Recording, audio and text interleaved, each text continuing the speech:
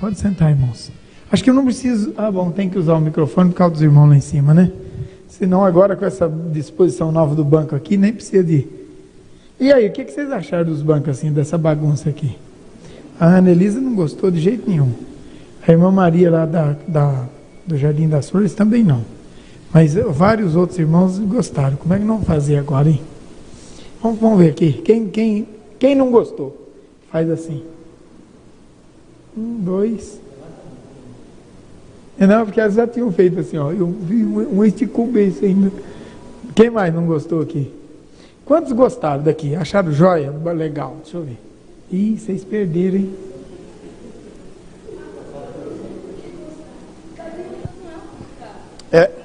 Bom, vamos lá. Vocês perderam, vocês são só 3, nós somos maioria. 6. Vi quando o cordeiro abriu um dos 7 selos e ouvi um dos 4 seres viventes dizendo, como se fosse a voz de trovão: vem. É o 6 mesmo, né?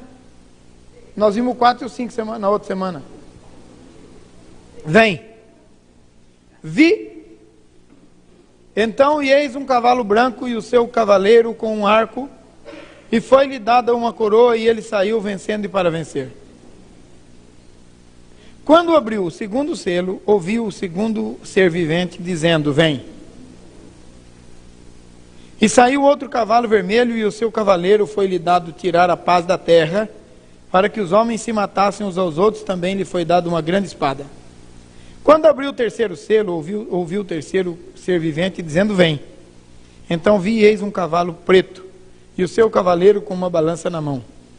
E ouvi uma voz, como que voz, no meio dos 4 seres viventes, dizendo, uma medida de trigo por 1 denário, 3 medidas de cevada por 1 denário, e não danifiqueis o azeite e o vinho. Quando o cordeiro abriu o 4º selo, ouvi a voz do 4º ser vivente dizendo, vem. E olhei, e eis um cavalo amarelo, e o seu cavaleiro, sendo este chamado morte, e o inferno o estava seguindo. E lhe foi dada autoridades sobre a 4ª parte da terra para matar a espada pela fome, com a mortandade e por meio das feras da terra. Quando ele abriu o 5º selo, vi debaixo do altar as almas daqueles que tinham sido mortos, por causa da palavra de Deus e por causa do testemunho que sustentavam. E clamavam em grande voz, dizendo, até quando, ó soberano Senhor, santo e verdadeiro, não julgas nem vingas o nosso sangue dos que habitam sobre a terra? Então a cada um deles foi dada uma vestidura branca, e lhes disseram que repousasse ainda por um pouco tempo, até que também se completasse o número dos seus conservos, e seus irmãos que iam ser mortos, como igualmente eles foram. Vi quando o cordeiro abriu o 6º selo, e sobreveio grande terremoto. O sol se tornou negro como um saco de crina, e a lua toda como sangue. As estrelas do céu caíram pela terra como a figueira, quando abalada por um vento forte deixa cair os seus figos verdes. E o céu recolheu como se fosse um pergaminho quando se enrola. Então todos os montes e ilhas foram movidos dos seus lugares. Os reis da terra e os grandes comandantes, os comandantes, os ricos e os poderosos, e todo escravo e todo livre se esconderam nas cavernas e nos penhascos dos montes, e disseram aos montes e aos rochedos, caí sobre nós, e escondei-nos da face daquele que se assenta no trono, e da ira do cordeiro, porque chegou o grande dia da ira deles. E quem é que pode sustentar-se? Ok, aqui nós temos o capítulo 7 do livro de Apocalipse. Bom, irmãos, nós temos aqui uma situação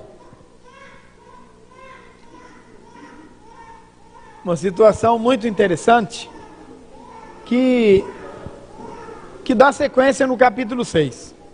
Agora presta atenção no que eu vou dizer agora, para nós entendermos direitinho como se desenvolve o livro de Apocalipse.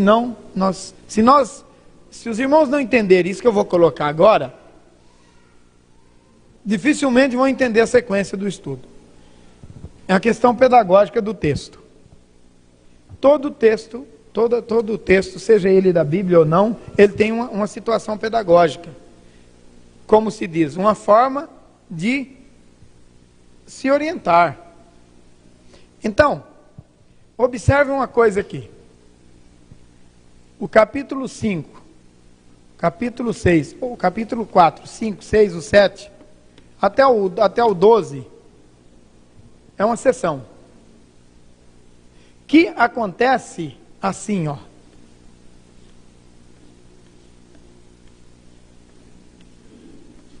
Na mesma hora. Só que o autor não tem como colocar esse texto assim. Ele coloca um atrás do outro, na seção do capítulo. Então vai ao capítulo 4, vai ao capítulo 5, vai ao capítulo 6, vai ao capítulo 7 e sucessivamente. Então, se você achar que o texto que está no capítulo 7 vai acontecer depois do texto do capítulo 6, por exemplo, você pode cometer um engano. Por quê?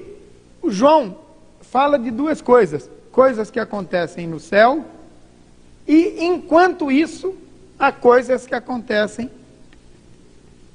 na terra. Ao mesmo tempo, há coisas espirituais e há coisas físicas. Por quê? Porque nesta época, do qual se fala o Apocalipse, vai haver dois juízos. O juízo espiritual, ou o juízo no mundo espiritual, e o juízo no mundo físico. Porque a terra vai ser restaurada, e para ser restaurada, primeiro vai ser queimada. Primeiro vai ser destruída, para depois ser restaurada. E nós vamos começar hoje o nosso estudo fundamentado num outro texto, que está fora do Apocalipse, para nós vermos o que vai acontecer de fato. Então, presta atenção no 2 Pedro capítulo 3, a partir do versículo 9. Segunda Epístola de Pedro, capítulo 3, a partir do versículo 9. Pode ler para nós, alguém? Pode ler para nós aqui? Deixa eu ver quem vai ler aqui para nós. Alguém já achou? Quem já achou, vai ler aqui no microfone para ficar mais fácil. Então, o irmão Heleno já achou. O Senhor não retarda a sua promessa, ainda que alguns a tenham por tardia, mas é longânimo para convosco, não querendo que alguns se percam, senão que todos venham arrepender-se. Mas o dia do Senhor virá como ladrão de noite, no qual os céus passarão com um grande estrondo, e os elementos ardendo se desfarão, e a terra e as obras que nela há se queimarão. Havendo, pois, de perecer todas estas coisas, que pessoas vos convém serem santo trato e piedade, aguardando e apressando-vos para a vinda do dia de Deus, em que os céus em fogo se desfarão, e os elementos ardendo se fundirão. Mas nós, segundo a sua promessa, aguardamos novos céus e nova terra em que habita a justiça.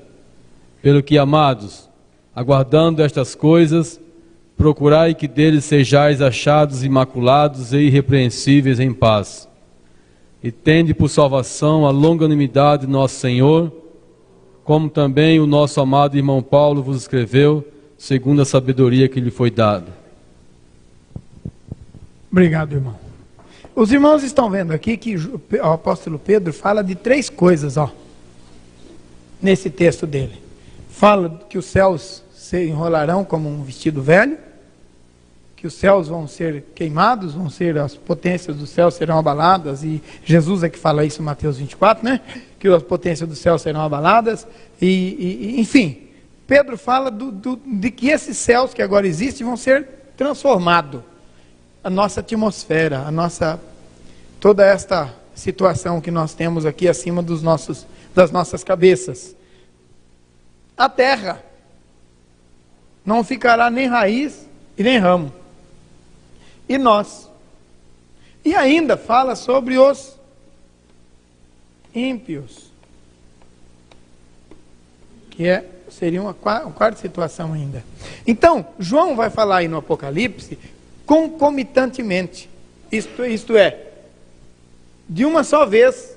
Ele vai falar sobre acontecimentos nos céus que repercutem na terra, que se relacionam a nós e que se relacionam aos ímpios, que são ministrados pelos anjos e que têm a autoridade espiritual soberana de Deus e do Cordeiro que está ao lado do trono. Ele fala de tudo isso de uma vez só.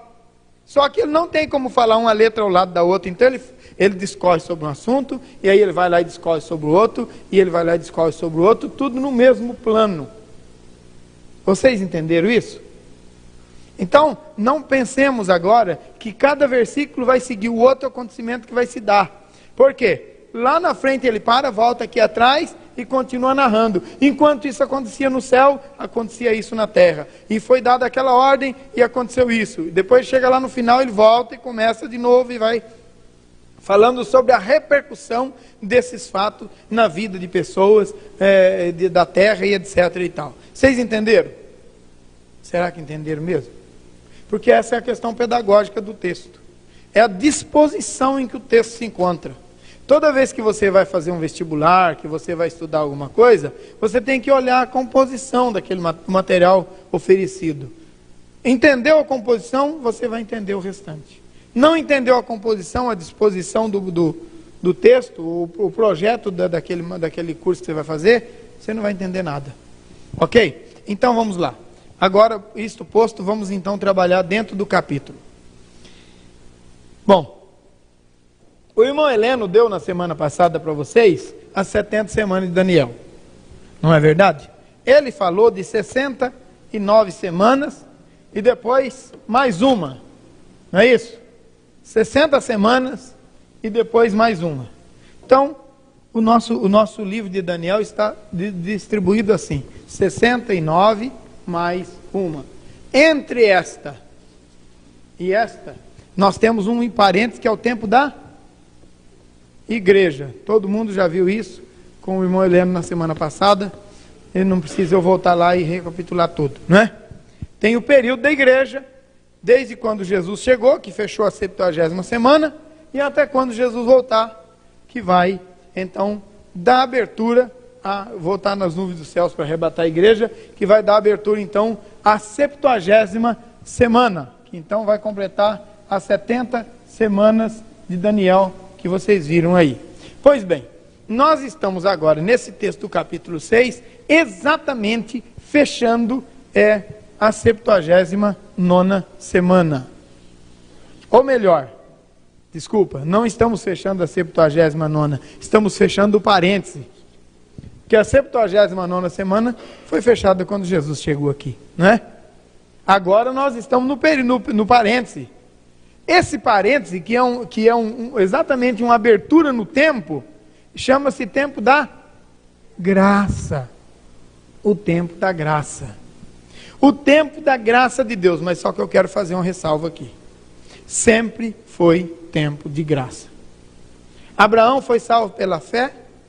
Consequentemente, a graça de Deus estava lá no Velho Testamento. Se você olhar para Romanos, você vai ver que estava. Romanos capítulo 3, capítulo 4. Abraão foi salvo pela fé, creu em Deus, isso lhe foi imputado por justiça. Abraão dependeu do sangue de Jesus para ser salvo, como eu também dependo. A diferença entre Abraão e eu, você se lembra dos meus bonequinhos aqui, mostrando esse assunto para vocês, há muito tempo aqui já, né? Aqui está o Abraão, e aqui está o irmão Benedito Cidrão. O Abraão não sei se era careca, então eu deixo os dois do mesmo jeito, né?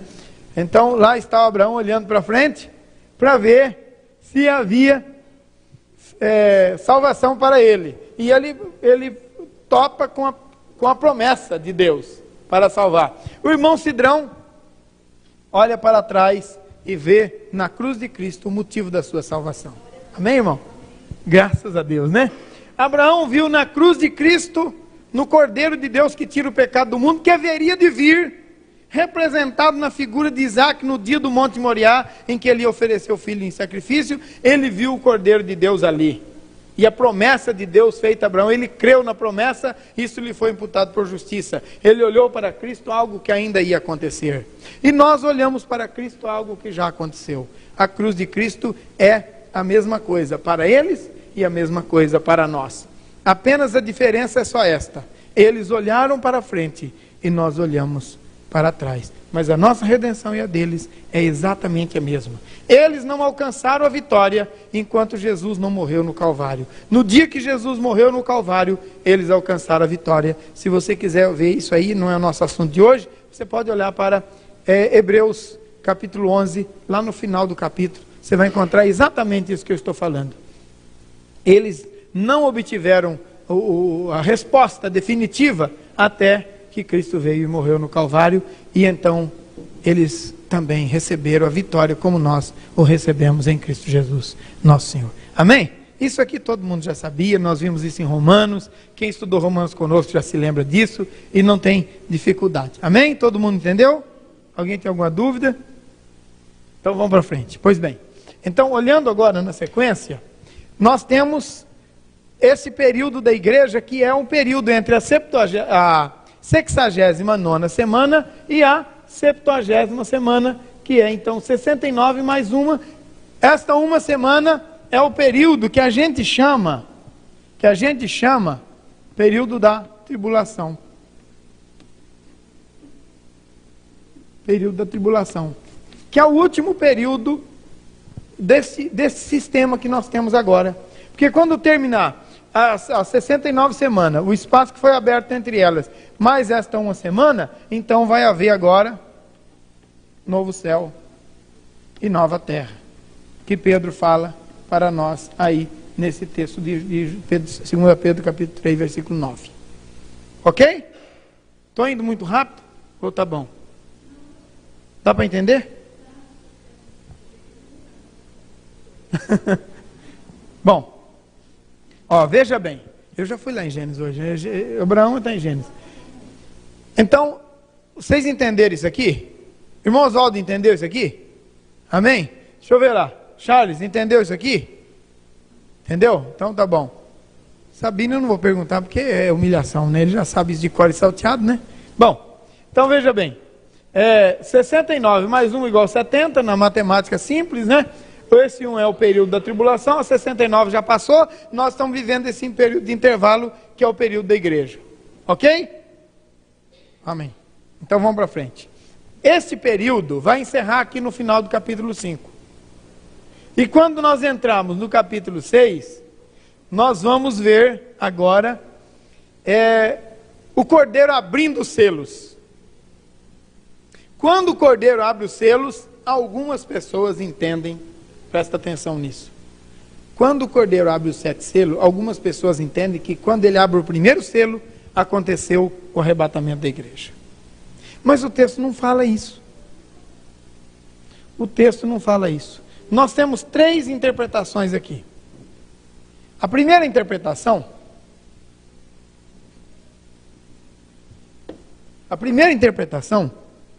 é que a igreja vai ser arrebatada antes da grande tribulação, antes desses 7 anos. Antes desses 7 anos. A igreja vai ser arrebatada antes, aqui. Essa é a primeira. A segunda interpretação é que a igreja vai ser arrebatada durante. E a terceira é que ela vai ser arrebatada depois. A mim não tem problema. Pode ser antes, pode ser durante, pode ser depois. O que me interessa é que eu quero ir. Amém? Todo mundo concorda? Então você pode pensar do jeito que você quiser, não tem problema. Você pode pensar que vai ser antes, pode pensar que vai ser durante e pode pensar que vai ser depois. Eu penso que vai ser durante. Eu penso assim. Mas respeito quem pensa que vai ser antes e critico quem pensa que vai ser depois, mas eu não vou deixar de ser amigo dele por causa disso, né?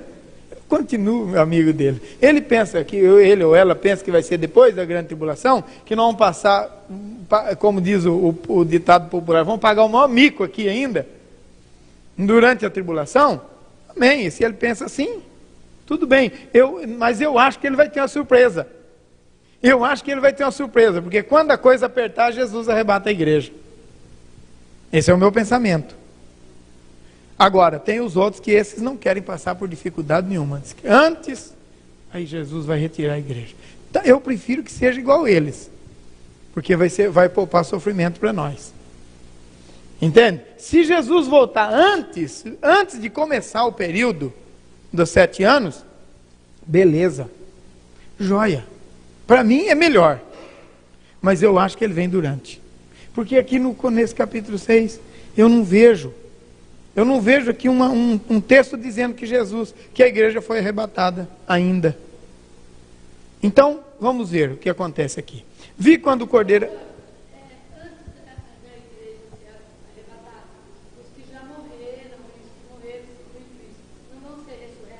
No mesmo dia, na mesma hora, no mesmo instante. Exato. Eles não vão ser arrebatados antes de nós muito tempo. Vai ser no mesmo instante. Eles vão ser transformados, eles vão ser ressurretos e imediatamente nós seremos transformados. Entende? Isso é o que diz Tessalonicenses, né? Nós vamos ver esse texto hoje ainda. Pois bem, vi quando o cordeiro abriu um dos 7 selos. Então o cordeiro abre o primeiro selo. No meu entendimento, aqui começam as dificuldades. Mas a grande tribulação vai ser dividido será um período de 7 anos, dividido em 2 períodos de 3,5 mais 3,5. Bom, agora por que o pastor acha que a igreja vai ser arrebatada durante e não antes da grande tribulação? Por causa de Tessalonicenses. Tessalonicenses diz assim, que os irmãos lá não precisavam... Encontra para mim o texto aí, alguém, um dos irmãos aí. Que os irmãos não precisavam ficar preocupados, achando que Jesus já tinha voltado ou que estava iminente. Porque ele não voltaria enquanto não fosse revelado o iníquo. Enquanto não fosse revelado o iníquo, o qual o Senhor vai destruir com o sopro da sua boca. Entende? É por isso que eu não acho que Jesus vai voltar antes de começar o período. Porque quando o iníquo for se manifestado, quando o iníquo se manifestar, então Jesus tira a igreja. Se alguém achar o texto, faz sinal aí para mim que eu vou deixar ler. Né? É por isso que eu entendo assim, sabe, irmãos? E o apóstolo Pedro, nesse capítulo 3, ele está dizendo exatamente isso também, irmãos. Ele está dizendo exatamente isso, irmãos. Muitos estão dizendo que Jesus, desde que nossos pais morreram, desde que nossos pais dormiram, tudo permanece do mesmo jeito. Mas Deus não atrasa, Deus não retarda, não retarda a sua promessa, como alguns a têm por tardia. Mas ele é longânimo para convosco, não querendo que ninguém se perca, senão que todos cheguem ao arrependimento. Virá, portanto, o dia de Deus, de repente, no momento em que a terra vai passar por um estrepitoso estrondo, virá o dia de Deus. Então o Pedro está dizendo que é uma coisa bem próximo da outra. E alguém achou o Tessalonicense aí? Achou? Achou? O irmão também achou? Está mais perto aqui? Então vê para nós aí o texto. Não queremos, porém, irmãos, que sejais ignorantes com respeito aos que dormem, para não vos entristecerdes como os demais que não têm esperança.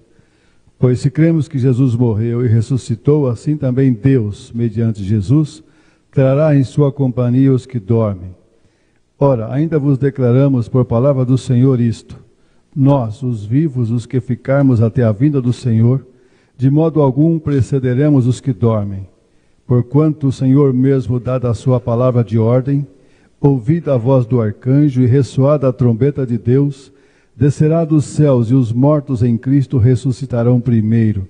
Depois nós, os vivos, os que ficarmos, seremos arrebatados juntamente com eles entre nuvens para o encontro do Senhor nos ares, e assim estaremos para sempre com o Senhor. Consolai-vos, pois, uns aos outros com estas palavras. Amém. Esse texto que o irmão acabou de ler responde a pergunta da Elza. Nós vamos ficar onde? Se os mortos vão ressuscitar primeiro? Aí já respondeu, né? Eles vão ressuscitar, imediatamente nós vamos ser arrebatados, não abrir e fechar de olhos. Mas o texto que eu havia pedido é o texto seguinte. A irmã vai ver para nós que ela já encontrou. 2 Tessalonicenses 2. Ora, irmãos, rogo-vos pela vinda de nosso Senhor Jesus Cristo e pela nossa reunião com Ele, que não vos movais facilmente do vosso entendimento, nem vos perturbais, quer por espírito, quer por palavra, quer por epístola, como de nós, como se o dia de Cristo estivesse já perto. Ninguém de maneira alguma vos engane, porque não será assim, sem que antes venha a apostasia e se manifeste o homem do pecado, o filho da perdição, o qual se opõe e se levanta contra tudo que se chama Deus ou se adora, de sorte que se assentará como Deus no templo de Deus, querendo parecer Deus. Não vos lembrais de que estas coisas vos dizia quando ainda estava conosco. Pergunta, né? Não vos lembrais de que essas coisas vos dizia quando ainda estava conosco? E agora vós sabeis o que eu detém, para que o seu espírito, o seu próprio tempo seja manifestado. Porque já o ministério da justiça opera somente a um que agora resiste, até que do meio de vós seja tirado. Amém? Então vamos dar uma olhadinha nesse texto aí rapidamente e vamos ver. Eu penso que nós vamos enfrentar o anticristo aqui. Porque Paulo diz assim, olha irmãos, de maneira nenhuma, vocês não fiquem preocupados achando que o dia de Deus já tivesse chegado, porque não vai acontecer isso sem que antes se manifeste o homem da iniquidade. Não é isso que disse o texto? Que se levantará contra tudo que se chama Deus. Então, eu entendo, irmãos, isso é o que eu entendo. Você pode entender diferente, não tem problema. Isso é um entendimento de texto. Oi.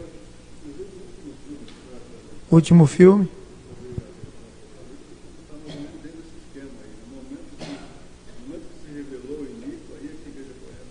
Exato, aquele filme é mais ou menos do jeito que eu também creio, entende? Que Jesus virá durante a tribulação, no começo dela, mas já vai estar manifesto o anticristo. Pois bem, então a Bíblia está dizendo aí que o anticristo vai se manifestar e então em seguida o Senhor Jesus virá. Quer dizer, o sinal da vinda de Jesus...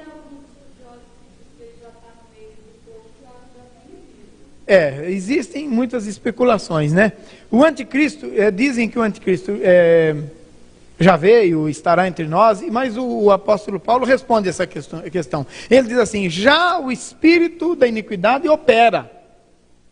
Nós vamos ver isso aí logo em seguida. Então, o texto está dizendo, olha, sem que primeiro, não acontecerá a volta do Senhor, sem que primeiro se manifeste. Agora, como é que as pessoas que creem diferente fazem com esse texto? Por exemplo, os que creem que Jesus vem durante a grande tribulação, depois da grande tribulação, eles dizem o seguinte, que o arrebatamento da igreja e a restauração de todas as coisas acontecerá no mesmo instante. E os que pensam que Jesus vem antes da grande tribulação, eles dizem assim, que esse texto não está falando sobre o arrebatamento, mas está falando sobre a volta de Jesus com a igreja aqui. Então eles interpretam dessa maneira, porque eles interpretam esse texto de maneira diferente. Por quê? A vinda de Jesus vai ser dividida em duas partes. Então, nós estamos agora no período da igreja. Vamos chamar isso de período da graça? Não cabe bem esse nome, porque todo o tempo é período da graça, mas aqui é chamado especificamente. Então, termina o tempo da igreja. Jesus volta, então aqui acontece o arrebatamento. Acontece o arrebatamento. Nós temos os 7 anos, 3,5 mais 3,5. Durante esses 7 anos, nos primeiros 3 anos e meio, isso está no livro do profeta Daniel, nós não vamos lá para não tomar muito tempo, porque nossa hora é pouca. Ele vai fazer paz com Israel. Ele vai estabelecer paz com Israel. E é por isso que o texto de Tessalonicenses também diz, quando disserem a paz e segurança, lhes sobrevirá repentina destruição. E aí sim está falando da segunda parte. Agora presta atenção nesse detalhe. A primeira parte dos 7 anos, que é esses primeiros 3 anos e meio, será o tempo do domínio do anticristo. Domínio do anticristo. A segunda parte desse texto será o período do juízo de Deus sobre o anticristo.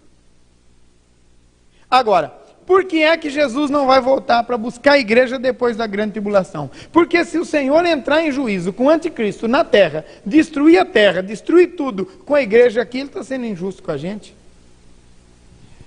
Porque Jesus disse que não passarão pelo juízo aqueles que creem nele. Então, quando chegar a hora do juízo, a igreja já foi arrebatada. Então, essa ideia de depois é furada. Essa aqui, eu coloco uma questão. Por causa desse texto de Tessalonicenses. Agora, essa aqui, ó, definitivamente está vencida. Mas se você crê assim, você é meu amigo e irmão do mesmo jeito. Não tem problema. Não tem problema. Mas eu acho que não vai ser assim. Por quê? Porque se Deus deixar a igreja aqui, passar toda a tribulação, o juízo dele vai cair sobre a terra, os homens vão fugir para os penhascos, e a igreja no meio disso tudo isso, não tem lógica, a Bíblia não diz isto. Tem muitos. Vai retirar a igreja, oi? Isto também, tudo aí, entende? Bom, veja bem, agora eu entendo que o sinal da besta, a igreja não vai ver. A igreja vai ver o anúncio do sinal da besta. Isso é o que eu entendo.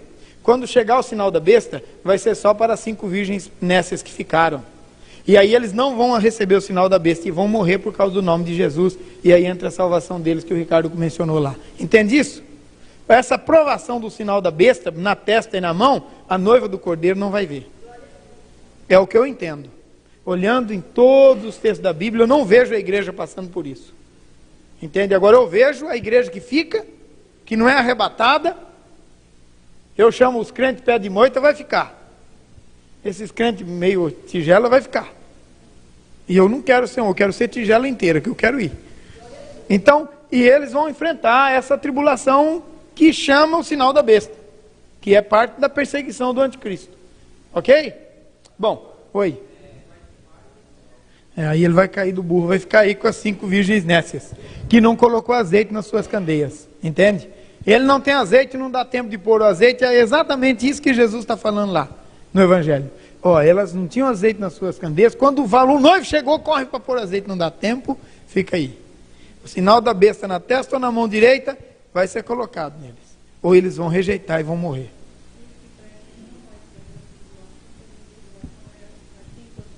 Aí é o testemunho de Jeová. Esse é completamente absurdo, né? Pregam que não tem tribulação, que não tem nada disso, que isso é tudo linguagem figurada, que já passou. Isso é testemunho de Jeová. É, aquele idiota também fala. Oi? Como é que é? Não, você viu o que o texto que a irmã aqui leu? Agora, o anticristo já opera. Só que ele tem um que não deixa ele fazer o que ele quer. E quando esse for tirado, então ele vai se manifestar com todo poder e fúria. Então, porque agora tem um que o detém. Quem é que o detém? Espírito Santo. Quando a igreja for tirada, vai junto. Lembra do Eliezer que foi buscar a noiva? Quando a noiva veio para o Isaac, ele ficou lá. Ele veio junto ou não veio? Ele veio junto. Quando a igreja subir no arrebatamento, o Espírito Santo vai junto. Essa terra vai ficar sem o Espírito Santo. Aí o anticristo vai operar com todo o poder e vai reinar com toda a sua fúria. E então os crentes que ficaram para a tribulação, que não subiram no arrebatamento, vão sofrer as consequências da ira de Satanás sobre eles. Eles vão pregar o evangelho, eles vão ter autoridade na palavra, e eles vão morrer, e o sangue deles vai ser derramado na terra, por causa do nome de Jesus. É só ver Tessalonicenses, que o texto que o Mercy leu, você vai ver que ele está falando bobagem, né?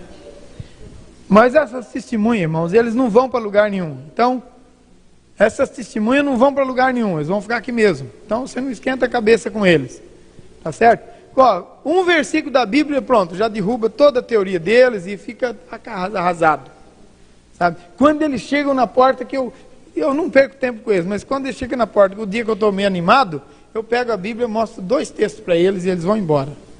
Porque eles sabem que não tem fundamento bíblico mesmo, né? Pois bem, mas então vamos lá. Graça, arrebatamento da igreja, 3 anos e meio, mais 3 anos e meio. Os primeiros 3 anos e meio, manifestação total do anticristo. E os 3 anos e meio seguintes, manifestação total do juízo sobre o anticristo. Entende isso? O período de 7 anos compreende 2 fases. O período do domínio do anticristo e o período do juízo de Deus sobre ele. O período do domínio do anticristo é o período em que a igreja vai ser arrebatada. E o período do juízo sobre o anticristo é o período em que a igreja não vai estar mais aqui. Porque não passarão pelo juízo, mas passou da morte para a vida. A noiva do Cordeiro, a igreja de Jesus. Por isso, meus amados e queridos irmãos, quando a gente prega, às vezes uma mensagem dura, que condena o mundanismo, que condena a promiscuidade, que condena o pecado, nós estamos pregando uma mensagem que não serve para este mundo. Por quê? Porque a igreja também não serve para este mundo. Você entende isso? A igreja não serve para este mundo. É por isso que João escreve: quem ama este mundo, o amor do Pai não está nele. Ou não sabeis que o amor a este mundo é inimizade contra Deus? Então, quando a gente prega, irmãos, que o crente tem que ser quadrado na visão do mundo, nós não estamos falando bobagem, nem estamos sendo radicais, não. Nós estamos preparando uma igreja no conhecimento da palavra, porque quem prepara espiritualmente é o Espírito Santo, para poder subir no arrebatamento.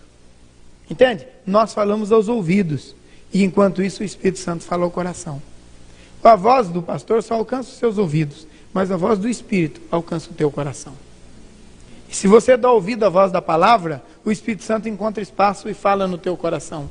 Você obedece, santifica a sua vida e sobe no arrebatamento. Você se rebela, continua no pecado e fica aqui no dia do arrebatamento. Por isso que eu vou pregar sempre e não vou deixar de pregar. Entende? Agora alguém diz assim: pastor Altair mudou. Antigamente ele era mais radical, agora ele está mais liberal. Não, eu só estou entendendo que não é por força nem por violência, mas pelo meu espírito. Eu não posso obrigar você a obedecer. Eu não posso descer o porrete em você e jogar você lá na rua se você não obedecer. Mas eu tenho que continuar te mostrando onde está a verdade. Noé não meteu a marreta na cabeça de quem não aceitou. Ele continuou batendo o martelo na cabeça do prego. No dia que veio o dilúvio, quem não aceitou a mensagem ficou. E quem aceitou foi com ele na arca. Nós vamos continuar pregando, vamos continuar ensinando a verdade. Eles mudam o estatuto, pode fazer o que quiser, irmãos. O livrinho preto pode jogar fora, pode trazer de volta. Não vai mudar nada para mim. Eu vou continuar pregando a mesma coisa. Ensinando a palavra, mostrando a verdade. Se alguém quiser, então vai subir no arrebatamento. Se alguém não quiser, fica aí. Mas eu fiz a minha parte e vou subir. Eu vou subir. Porque eu não vou ficar aqui de bobeira, não. Mas não vou mesmo. Eu vou subir. Quando Jesus voltar, eu vou com ele. Agora, se eu ficar pregando água com açúcar para agradar você e você continuar no pecado, eu vou ficar aqui com você. Então eu não vou fazer isso. Entende isso? Ó, se alguém não acha que o pastor está sendo inconveniente, então o que eu vou fazer? Mas eu vou continuar sendo inconveniente. Amém? Então vamos lá. Vocês entenderam isso? Entenderam tudo? Fala, minha querida. 2 medidas. Nós vamos chegar lá agora mesmo, viu, irmã? Então vamos lá. Bom, fala, meu. Vai ser um chip colocado aqui e lido pelo laser ou alguma coisa parecida. Qualquer já está em projeto. Eu tenho um material que veio pela internet, está lá em cima, tem nome, tem tudo, está tudo certinho já. Vai chegar. Ô glória, vai chegar. Não. Tudo certinho. Irmãos, vocês podem estar certos. Isso que o irmão Orsi está dizendo é uma realidade. Não vai ser nenhuma surpresa. Pelo contrário, o sinal da besta vai ser um grande avanço social. Um grande avanço social.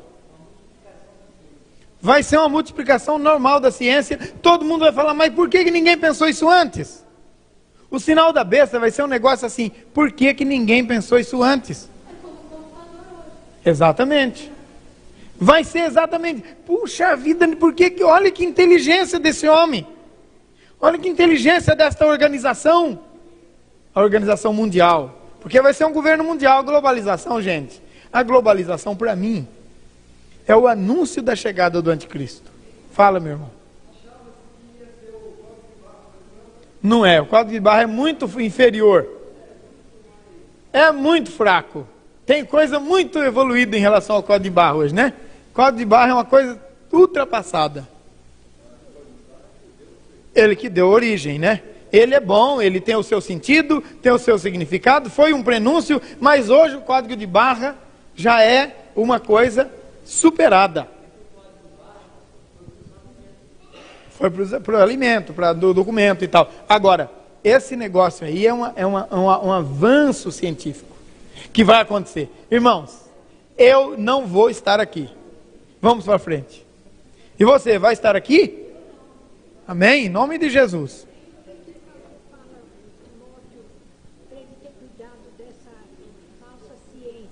Por que Paulo fala para Timóteo ter cuidado com a falsa ciência? Essa falsa ciência que Paulo está falando para Timóteo não é a verdadeira ciência. Não é. A falsa ciência, irmã, que Paulo fala para Timóteo é a filosofia grega clássica da época de Paulo. Quando eles diziam que o mundo, o universo, é constituído de 4 fundamentos: água, ar, terra e fogo. Eles diziam, água, ar, terra e fogo são os 4 elementos do mundo, visível e invisível. São os formadores de tudo que existe no universo. E eles, então, em cima desta base, eles negavam a existência de Deus, e era a falsa ciência que Paulo combateu. Ok? Isso aí é o que está lá. Pois bem, vamos para frente. A sequência. Quando abriu, então, o primeiro selo, o que ele viu? Um cavalo branco e o seu cavaleiro com um arco, e lhe foi dado uma coroa, e ele saiu vencendo e para vencer. Presta atenção. Em Apocalipse, não se fala nada, nem de destruição, nem de derrota, nem de nada, sem primeiro glorificar Jesus. E algumas pessoas dizem que esse texto é o anticristo. Não é. Não é o anticristo. Aquele que monta sobre um cavalo branco, que significa justiça, que tem uma coroa e que sai vencendo e para vencer, é o Cordeiro de Deus e não é o diabo. Então esse cavalo branco aí não está falando de demônio, não. Agora sim vai começar a falar sobre os juízos. Mas por que fala sobre a pessoa de Jesus primeiro, para depois falar sobre o juízo? Para dar segurança para a igreja, irmãos. Entende isso? Para dar segurança para a igreja. Como é que Paulo, qual é a pedagogia de Paulo?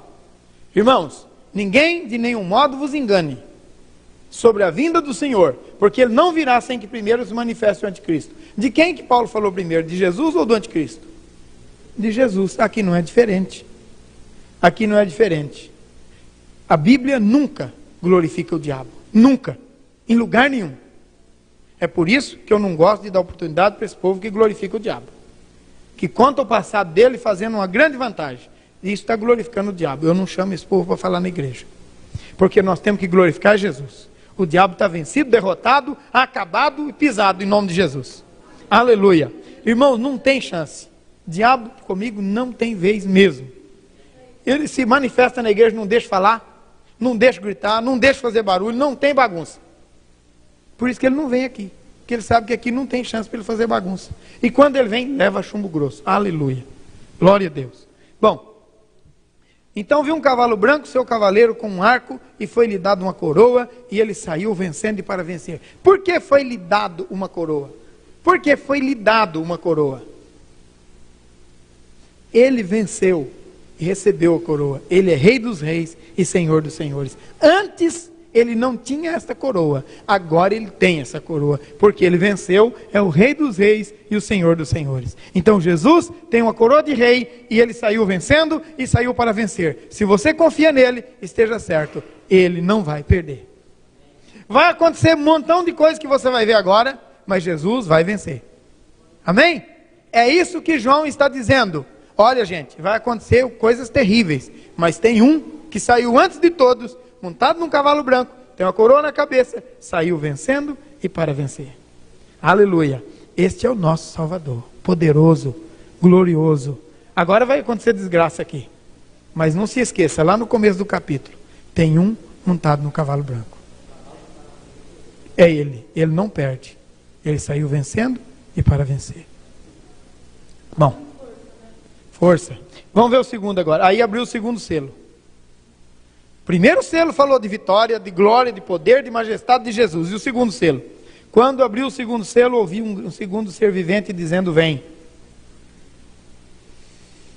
E saiu outro cavalo vermelho. E o seu cavaleiro, e ao seu cavaleiro foi dado tirar a paz da terra, para que os homens se matassem uns aos outros, e também lhe foi dada uma grande espada. O que é isso? Guerra. Guerra. Jesus, em Mateus 24, diz que haverá guerra e rumores de guerra. Não é? Daniel diz que haverá guerra e destruição. Não é isso?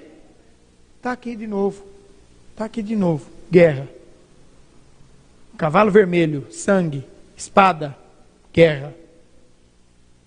Tirou a paz da terra, guerra. Violência, destruição. Está determinado para o final dos tempos. Seguinte. Quando abriu o terceiro selo, ouvi o terceiro ser vivente dizendo: vem. Então ouvi, e eis um cavalo preto, e o seu cavaleiro com uma balança na mão.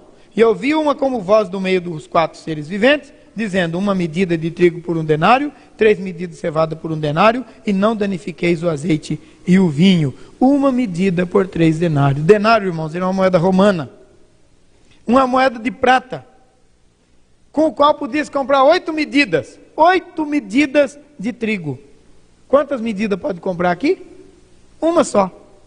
8 medidas. Mas podia também comprar 24 medidas de cevada com 1 denário. Aqui pode comprar quantas? Uma medida só. Por quê? Esse cavalo preto é fome. A fome escurece a pele. Quem passa muita fome escurece. A pele vai ficando escura. Você já percebeu isso? Você já viu uma pessoa faminta? Que não come há muitos dias? A pele vai escurecendo. Então, o sentido da fome. O Ricardo não está com fome não, aquele é preto mesmo. Né? Mas a diferença é que a pele do faminto não tem nenhum brilho e ela é um sinal de morte mesmo, né? É o sinal de morte. Pois bem, então veja, esta é a morte pela fome que vem nesse período também, nesse tempo também. Então vamos à sequência. Esse negócio do trigo, eu respondi para a irmã, né? As medidas. Se pode comprar muito mais, se podia comprar muito mais naqueles dias. 8 medidas de trigo, 8 de trigo, 8 de trigo e, deixa eu ver aqui, 24 cevada. Agora, podia-se comprar quanto? Uma e uma. No período da tribulação vai ser terrível. A fome vai tomar conta do mundo.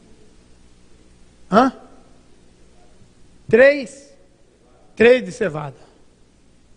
Porque aí a conta estava errada, né? Você podia comprar 8, 3 vezes 8, 24. Aí está certo. 3 de cevada. Certo?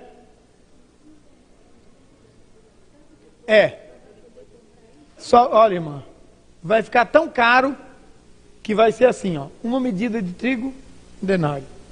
3 medidas de cevada. No lugar de 24, só compra 3. Sobre isso. Aquela fome, aquela miséria, aquela coisa terrível. Sobre toda a terra. Sobre toda a terra. Não vai poder, só aquela. Só aquela. Amém. Falou mesmo. Porque é assim que vai ser. Mas a senhora não vai estar aqui. Porque nós vamos subir no dia da volta de Jesus. Aleluia.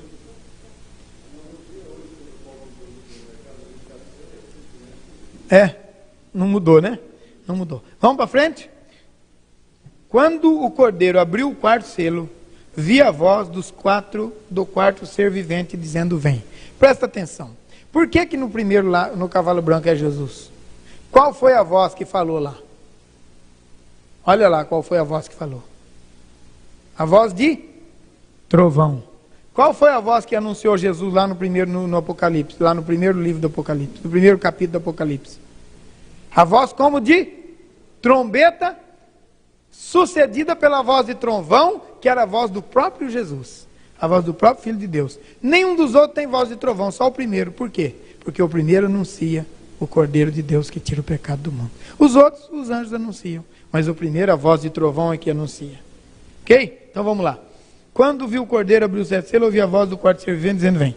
Eu olhei e eis um cavalo amarelo, e o seu cavaleiro sendo este chamado Morte. E o inferno estava seguindo, e foi-lhe dada autoridade sobre a quarta parte da terra, para matar a espada pela fome, com mortandade por meio das feras da terra. Irmãos, continua a guerra e a fome. Continua a pestilência e a destruição. A doença e tudo que é ruim continua neste período, e é este cavalo amarelo.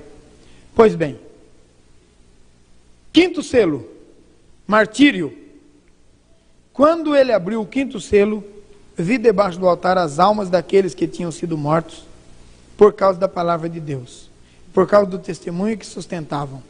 Clamaram em grande voz dizendo: até quando, ó soberano Senhor, santo e verdadeiro, não julgas nem vinga o nosso sangue, o sangue dos que habitam sobre a terra? Então cada um deles foi dado uma vestidura branca. Eles disseram que repousassem ainda por um pouco de tempo, até que também se completasse o número dos seus conservos e seus irmãos que iam ser mortos, como igualmente eles foram. Bom, aqui é o que? É um parêntese. Está vendo os cavalos e tudo aí? Ele abre um parêntese. Esse selo é um parêntese. Então tem 1, 2, 3, 4 selos. No quinto selo, um parêntese. Mostra, não vê cavalo, não vê nada. Vê os que foram sacrificados, estão debaixo do altar. E esses estão dizendo: eu quero justiça. E então o anjo diz: dá mais um tempo. Mas vocês já vão receber o consolo. Toma aqui uma vestidura branca. Eles já percebem que eles estão no antigozo do céu, né? Recebe vestiduras brancas, que é o sentido da pureza, da santidade e da vitória deles sobre a morte, sobre a segunda morte e sobre a perdição. Vamos em seguida então. Vi quando o Cordeiro abriu o sexto selo. Sobreveio grande terremoto. O sol se tornou negro como um saco de crina. A lua toda como sangue. Você lembra de 2 Pedro 3? Que diz que os céus enrolarão, serão destruídos, né? Mateus 24? Hã? Mateus 24, 29. Leia aí bem alto.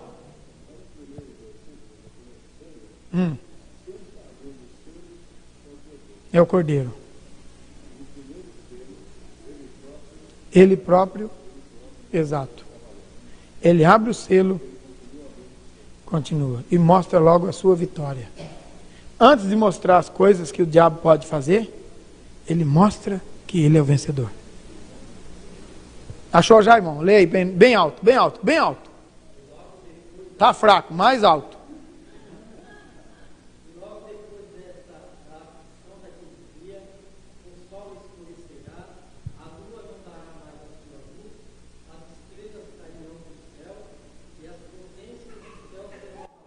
Aleluia! Glória a Jesus! Glória a Deus! Esse camarada está muito bravo hoje. Glória a Deus! Né? Ele não quer saber de papo. Pois bem, então, irmãos, vejamos isto. Mateus 24, 29 fala isso que o irmão leu. Logo depois desses dias, o sol escurecerá, a lua não dará sua claridade, enfim, as potências do céu serão abaladas e etc e tal, né? Pois bem, então vamos lá. Também, versículo 30 dá a sequência. O sinal da vinda do Filho do Homem, e todas as tribos da terra se lamentarão. Aí a sequência, a volta dele agora com a igreja. Aí já está falando da volta dele com a igreja. Você entende? Ok? Aí a volta dele com a igreja. Porque aí todas as tribos da terra se lamentarão e verão. No arrebatamento só a igreja vai ver, agora todo mundo vê. A diferença é essa. Em Mateus 24, Jesus está falando para os judeus, e os judeus vão subir no arrebatamento. vão ficar para o período da grande tribulação e vão ser salvos no final. Na segunda vinda dele, quando ele vier até a terra. Ok? Nós ainda temos muito tempo para trabalhar em cima disso, nas próximas quartas-feiras. Então vamos lá. Terminando aqui o nosso assunto, o céu recolheu como um pergaminho, quando se enrola, então todos os montes e ilhas foram removidos de seus lugares, os reis da terra, os grandes comandantes, os ricos, os poderosos, e aqueles donos daquelas ilhas, do iate, sabe? Sabe aquele dono da ilha, do iate, que roubou tudo de nós, entende? E comprou a ilha não sei das quantas, tem um avião que passa por cima, desce de jatinho, só desce de helicóptero, sabe aquele lá? Agora chegou a hora dele, olha o que vai acontecer com ele aqui. Olha aqui o que vai acontecer com ele. Os reis da terra, os grandes, os comandantes, os ricos e os poderosos, e o escravo e o livre, se esconderam nas cavernas das pedras, dos penhascos e dos montes. Ficou tudo igual. O rico, o dono do iate, ficou igual ao escravo. Por quê? A ilha dele sumiu no meio do mar. O iate dele foi para o brejo também. E ele ficou exatamente igual ao escravo. Aqui já é juízo de Deus, portanto, nós estamos aqui agora falando dessa parte. Então vamos lá. E disseram aos montes e aos rochedos: caí sobre nós e escondei-nos da face daquele que se assenta no trono e da ira do cordeiro, porque chegou o grande dia da ira deles. E quem é que pode suster-se? Quem é que pode? Ninguém.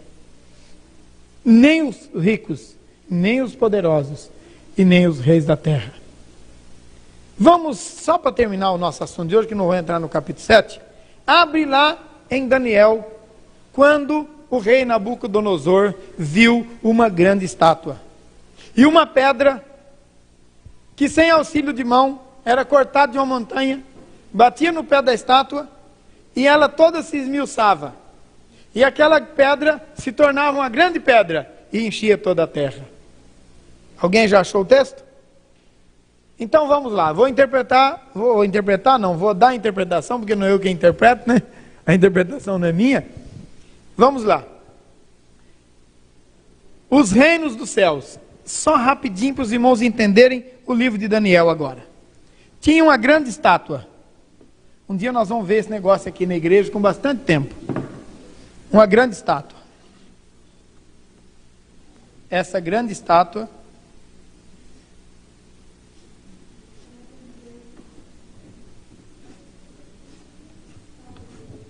a estátua de Nabucodonosor.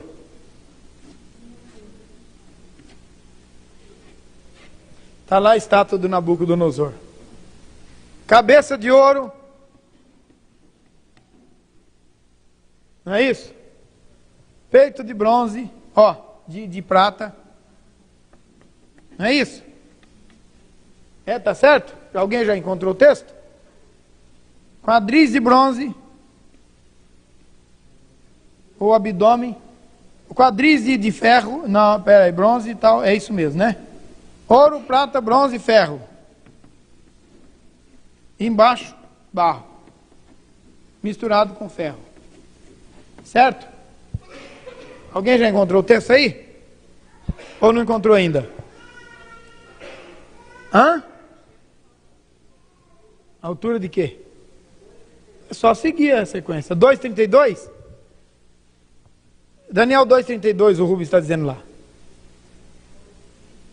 É ouro, prata, bronze, ferro e barro. Ok? Tem o bronze, não é isso? Ouro, prata, bronze, ferro. Tá, então a interpretação da visão aqui do Daniel foi o seguinte: a cabeça de ouro era o que? O reino da Babilônia. O reino de Nabucodonosor. Depois vinha o prata. Era o reino de quem? Que vinha depois do reino de Nabucodonosor.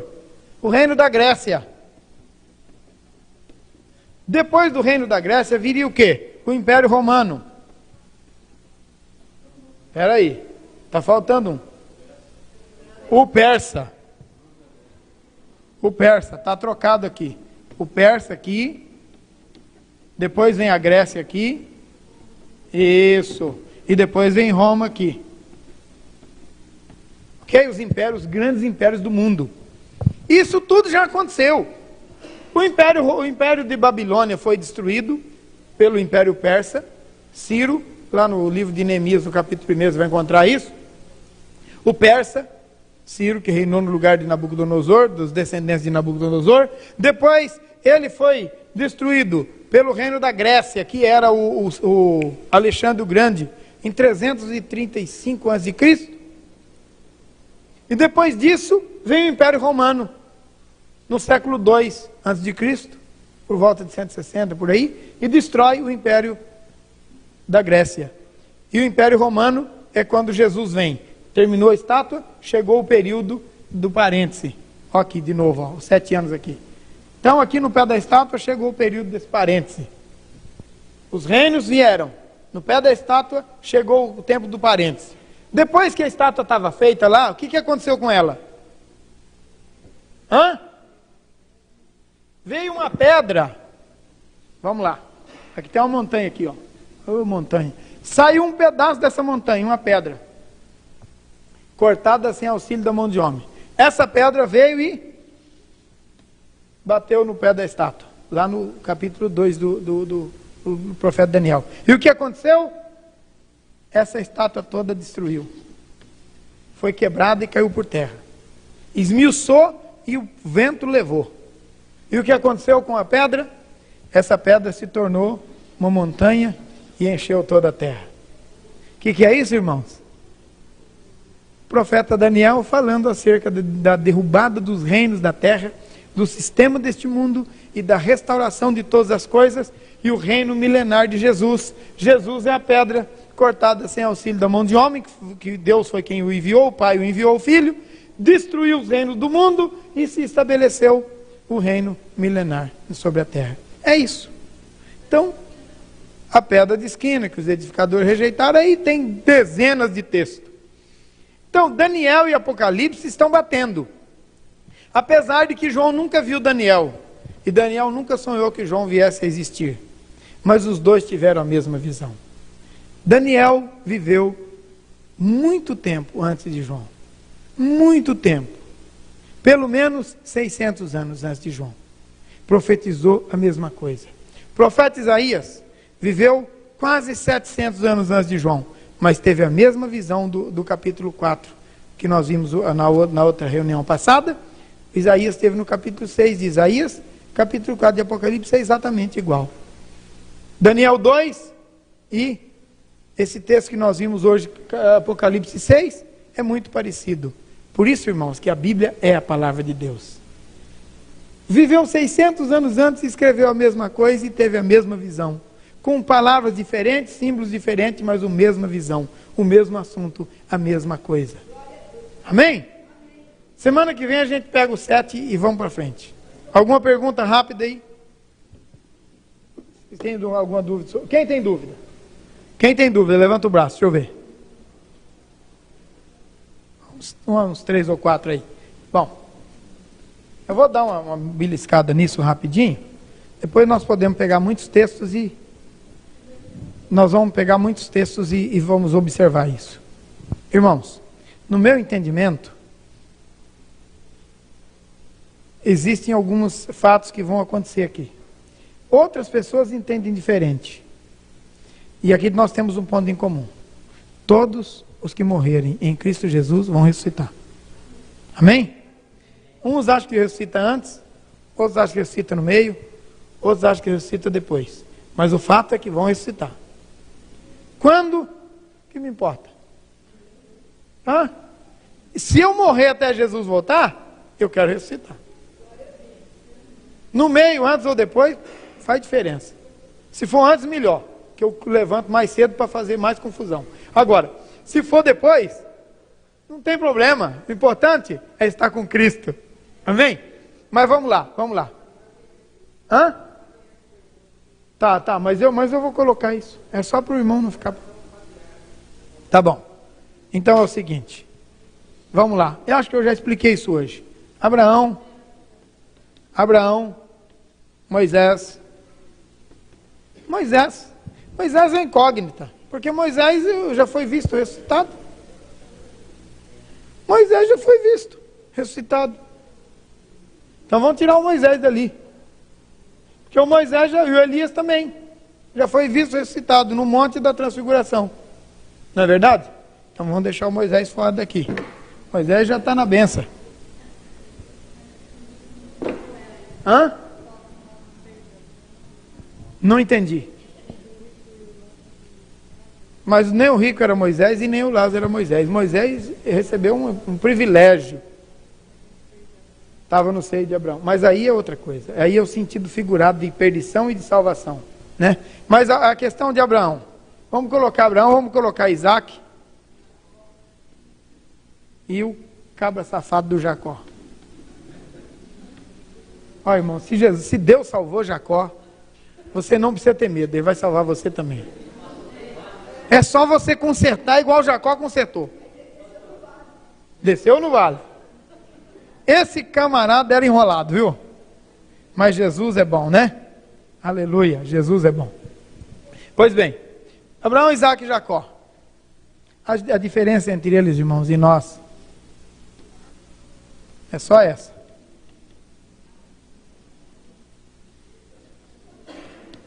O resto é tudo igual. O resto é tudo igual. Eles não foram salvos pela lei. Eles foram salvos pela graça. Eles olhavam para Jesus, alguém que viria. E nós olhamos para Jesus, alguém que já veio. No dia que Jesus morreu na cruz, Abraão, Isaac, Jacó, aquela prostituta lá de Jericó, Josué, o Nabucodonosor que se converteu, todos eles alcançaram a promessa e a resposta da promessa. Compreende? Então, agora, o juízo, se vai ser ressuscitado conosco ou sem nosco, é só a condição deles. Todos os crentes de todos os tempos, uma parte deles, né, vai ser arrebatado, vai ser ressuscitado junto com os crentes do Novo Testamento, e outra parte vai ficar. Desde Abraão até a volta de Jesus. Porque o juízo de Deus não é diferente de um para outro, é o mesmo. Então vamos dizer, aqueles que estavam em condições, como as 5 virgens prudentes, no tempo do Velho Testamento, vão ser arrebatados no dia do arrebatamento. E aqueles que não estavam, vão ficar para o grande trono branco, lá na frente, depois do milênio.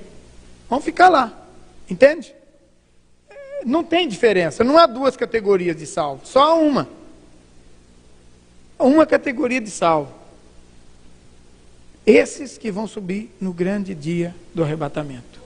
E a segunda, que vai ficar para a tribulação. Os mortos vão ficar mortos. E os vivos vão morrer na tribulação. Entende? E vão ressuscitar depois, lá no final. Será que eu tirei a dúvida ou não?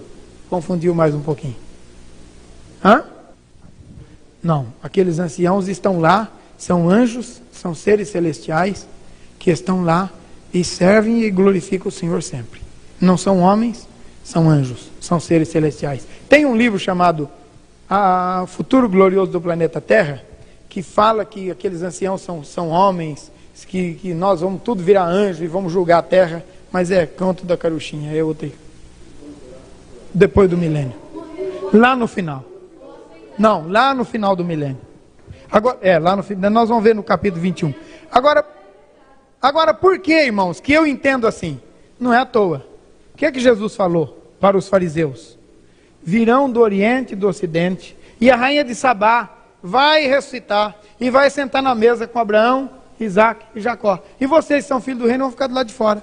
Quando é que vão sentar à mesa? Quando houver as bodas do Cordeiro. As bodas do Cordeiro vai ser quando? Durante a grande tribulação. Se Abraão, Isaac e Jacó vai estar nas bodas do Cordeiro, porque ressuscitaram, ué. Se não ressuscitou, não estão lá. Entende? Então Abraão, Isaac e Jacó vão ressuscitar e vão estar lá, nas bodas do Cordeiro, junto conosco. Foi um caso especial, igual de Moisés e de Elias. Moisés e Elias não estavam ressurretos já? Não apareceram lá no Monte da Transfiguração junto com Jesus? Elias não morreu, mas o Moisés ressuscitou, porque morreu, a Bíblia diz que ele morreu. Estava lá. Não é um caso especial? Aqueles que apareceram lá para o povo e assustaram o povo na cidade, é um caso especial também. E tem uma coisa, a Bíblia só fala uma vez deles. Só uma vez. Só uma vez. Certo? Vocês entenderam por que eu entendo que Abraão, Isaac, Jacó, o povo do Velho Testamento vai ressuscitar no arrebatamento da igreja? Porque a Bíblia diz que eles vão estar sentados junto com... Nós vamos estar sentados junto com Abraão, Isaac e Jacó. E os filhos do reino estarão fora, que são o povo de Israel. Vai estar do lado de fora, porque eles foram rebeldes, desobedientes, etc. e tal. Agora, eu quero dizer para os irmãos uma coisa. Há outros entendimentos. Tem pessoas muito mais estudadas do que eu e muito mais conhecedoras do que eu que pensam diferente. E eu não importo com isso. Porque o que eu quero é estar lá. Amém? Glória a Deus. Aleluia. Eu acho que eles não morreram mais não. Porque a Bíblia diz que eles saíram do sepulcro, entraram na cidade e apareceram a muitos. E não fala mais nada. Não fala mais nada.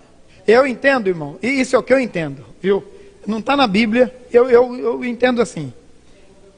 Que quando... Mas irmão, mas é só conjectura. A Bíblia não diz que aqueles que estão debaixo da mesa são os patriarcas do Velho Testamento. A Bíblia diz que são mártires. Abraão não foi mártir, Abraão morreu de velhice. São mártires, entende? Agora, eu queria fazer uma colocação e eu perdi. Eu estava respondendo uma questão. Ah, tá, o que é que eu entendo? Como é que eu entendo isso? Presta atenção, isso é entendimento, está escrito no Evangelho do pastor Altair Mateus, no capítulo 2, versículo 14. É apócrifo. Isso que eu vou falar agora está escrito no segundo meu Evangelho, tá bom? É o que eu entendo, porque a Bíblia não fala nada sobre isso. Eu entendo que aqueles mortos que ressuscitaram no dia da morte de Jesus, foi um cortejo especial para subir para o céu com Jesus. Jesus chegou no céu, isso é o que eu entendo. Jesus chegou no céu assessorado por esse grupo de cristãos ou de crentes do Velho Testamento, de crentes especiais do Velho Testamento. Um cortejo santo que foi para o céu com ele. É o que eu entendo. Se eu estivesse no Velho Testamento, eu ia lutar para fazer parte desse grupo. Como eu não estava lá, vou lutar para fazer parte da igreja, que vai subir no arrebatamento. Irmãos, vamos lutar para ser os melhores. Isso, privilegiados, chegar no céu com Jesus. Vamos lutar para fazer parte da primeira ressurreição, já que nós não pudemos ressuscitar no dia que Jesus morreu, porque nós não estávamos lá. Amém? Aleluia. Eu acho que foi assim que aconteceu. Eu acho que tinha um grupinho de especiais lá que deram a vida por causa do reino de Deus e que tiveram o privilégio de fazer parte do cortejo do rei quando o rei chegou na glória. E foi uma festa tremenda. Você já imaginou quando Jesus chegou no céu, como é que foi, irmãos? Você já imaginou? Chegou vencendo e para vencer. Subiu vencedor. Derrotou o diabo e nos deu vitória. Nós não temos medo do capeta, porque Jesus já o derrotou. Aleluia. Fala, irmã. Eu acho que eles foram. Porque não fala mais neles. Se ele estivesse aí, no dia seguinte ia encontrar o Jefté, aquele coitado lá que estava com a vida toda enroscada lá no Velho Testamento. O que você está fazendo aqui? Eu ressuscitei, mas depois o pobre do Jefté morre de novo. Mas a Bíblia não fala mais deles. Se a Bíblia não fala mais deles, é porque eles não ficaram aqui. Esse é o que eu entendo. Evangelho de Pastor Altair, capítulo 2, versículo 14. Amém? Hã? Mas essa irmã está com muita pressa. Ela quer saber do trono branco, irmão. Está lá no capítulo 21. Nós vamos chegar lá, irmão. Paciência. A senhora vai subir no arrebatamento, fica em paz. Aleluia. Quando chegar no trono branco, nós vamos ver o trono branco. Oi. Nosso Deus. Mas esse escreveu bobagem. Meu Deus do céu. Irmãos, engraçado que eu preparei tudo aqui bonitinho e não olhei nada. Será que eu falei tudo que está aqui? Falei nada. Não tem problema não. Glória a Deus. Aleluia. Oh, glória a Deus. Mas a palavra de Deus nos orienta a viver em santidade de vida para fazer parte no arrebatamento da igreja. Amém?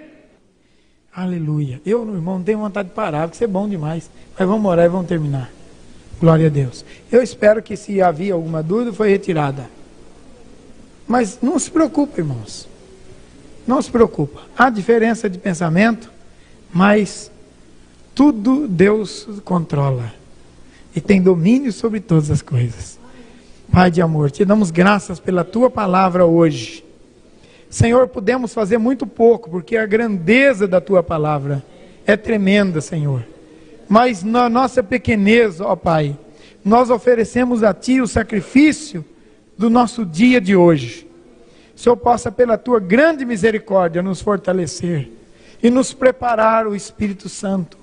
E nos preparar, ó Espírito Santo, para subirmos naquele dia do arrebatamento. Nós queremos ir, Senhor. Nos ajuda. Em nome de Jesus. Amém, Senhor.